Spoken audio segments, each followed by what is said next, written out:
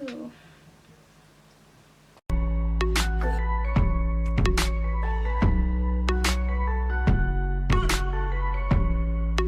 Hey guys, welcome back to my channel. On today's episode of Dr. Phil, I have a very exciting video about my ears and how I went from this shit on my tab to this.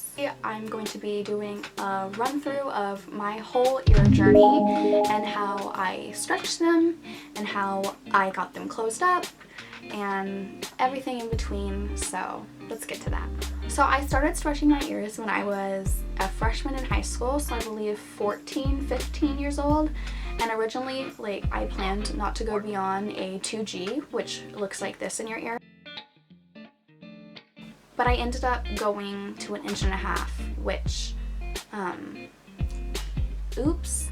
I never initially planned on going that big. I always thought that big ears looked nice, but I didn't go like, oh, that's gonna be my ear in 5 years. It just happened because stretching your ears is kind of like addicting, and every time you go up a size, you want to go up again. I don't know if you have stretched ears, you know what I'm talking about. If you don't, you don't know what I'm talking about, but it can become slightly addicting, and like stretching them is just really fun. It's obviously not really my aesthetic anymore to have stretched ears. Do I think they look great on other people? I do. Would I get them again? No. And do I think they looked good on me in the past? Yes. But they wouldn't look good with me now. So personally, I will never get them again just because of complications I will tell you about later in this video. But I don't regret it. I don't think you should be like, oh, you're gonna regret that. And I don't think you should comment on people's ears. Like, how did you get, like, why would you do that to your ears? Just be nice. If you don't like them, don't say anything about it. I don't know what's up with this day and age, but if you don't like something, don't comment on it. You don't have to be an asshole. It took about 5 years to get them from just a regular ear piercing to stretch to 1.5 inches, which is an appropriate amount of time. I feel like anything quicker than that would just be unhealthy for your ear skin. I mean, stretching alone, I mean, how great could it be? It just because it can do it, your body can do it, doesn't mean you should, I guess. But like, it's a body modification. People are gonna do it anyway. So, and I was one of those people. After about 5.5 years, I was at 1.5 inches. And how I got to 1.5 inches was I would use tapers to stretch in the beginning, which is a big no-no because they don't distribute the weight evenly, and then it closes more on the back than in the front. It's really great. I can make a whole video about that kind of stuff. Even though I don't have them anymore, I still am educated quite a bit on it because I had it for so long. I would stretch up with tapers for quite some time, and then I realized that that's not healthy for your skin, for you, just in general. It could literally tear your ear. You can have blowouts. It's real fun, which I've had a lot of blowouts, and I'm very good at healing them. That's my magical power. I'm a doctor. So I would use, what's it called? Teflon tape, which is basically plumber's tape. It sticks to itself. You can use bondage tape too. Yes, bondage tape, like for sexual activity. You can use that on that. And you just wrap it around, and eventually it makes it makes the plug or tunnel bigger, which is what you want when you're stretching up, and it does it gradually, so it's slowly stretching. It's not just like, oh, bigger size going in, because once you get to the big sizes, you can't do that. The jump from each size is a little bit big, so you want to be safe and just do it the Teflon way. I sound like a fucking commercial. I stretched them and everything was fine. Every once in a while I'd have blowouts when I would be impatient, because I'm a little impatient asshole, and I would stretch them too fast, and then I'd get a blowout or a tear, and I'd have to heal it and size down. So eventually I just did it gradually so I could stop getting blowouts, and I would be patient about it, but it took a lot of mistakes for me to learn from them. My ear, this one, started to thin out, and I don't know if you know what I mean, but like the bottom, the earlobe was thin to the point where I would go, if I stretch anymore, I'm literally going to rip my earlobe in half and have to have surgery to fix it, so I'm just gonna stop.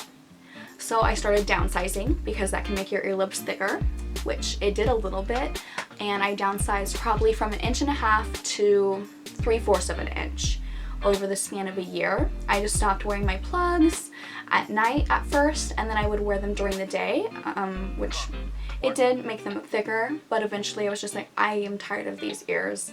I'm ready for some change. I'm over this. And so I stopped wearing my plugs altogether. And so I had these giant hanging ass ears, and they were so unattractive.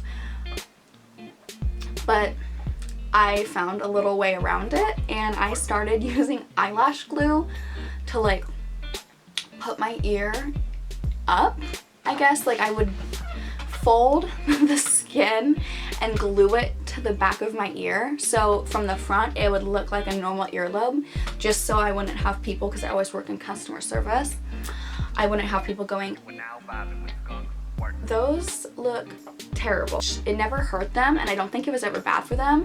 I just seen one time on YouTube this girl saying, oh, if you like want to close your ears up, you can use eyelash glue. She only had like a 2 gauge ear, but like it gave me the idea. I go, hey, if it'll work for 2 gauge, it'll work for an inch, right? I mean, technically, would I recommend it? Probably not, just because I don't want to get in trouble if someone's ear falls off from using eyelash glue, but for me it worked, so that's just something I'm going to put out there. After about a year to a year and a half of me not wearing plugs at all inside my ears, I decided to get them surgically removed.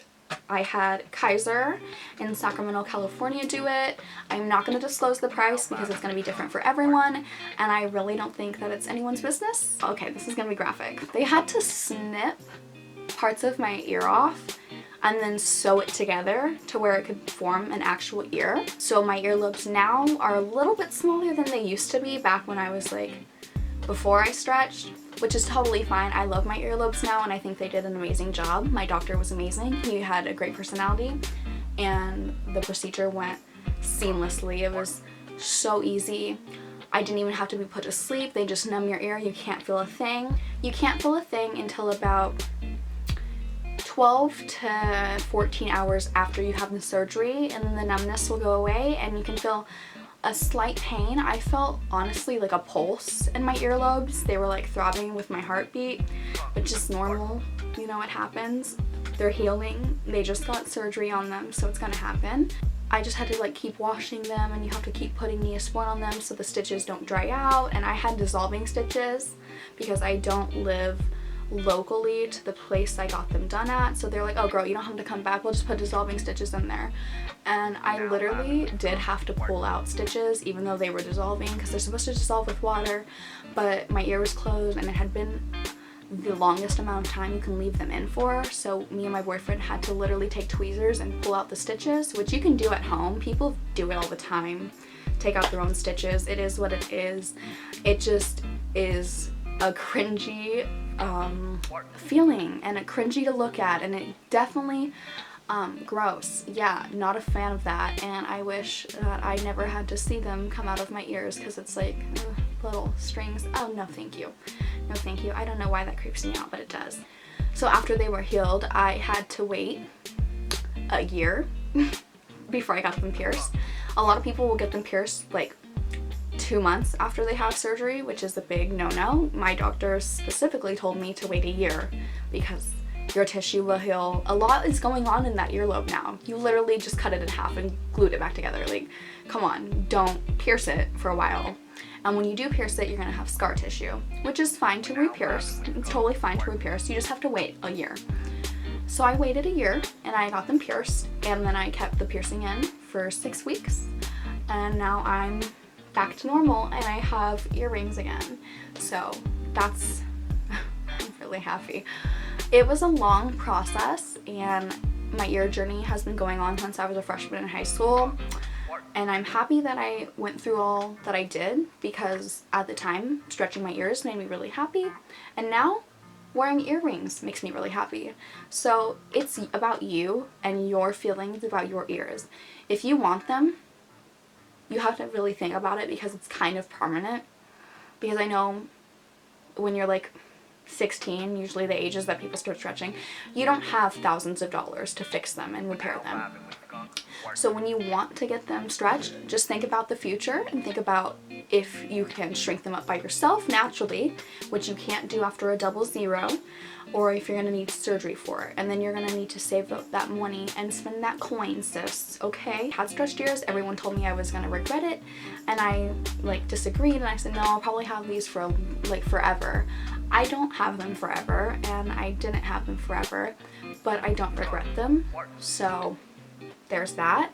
I just didn't want them anymore. I'm so happy with my ears. The healing process for my ear piercings, since they've been surgically closed up and I got them pierced again, it was totally seamless. When I got them pierced, it didn't hurt at all, and my piercer was super awesome. Shout out to you, Brad. So he did really good, and I couldn't be more happy. Honestly, my earrings, I've always been like sensitive, so I have to wear like hypoallergenic and like good metals in my ears. I can't just like put anything in my ears.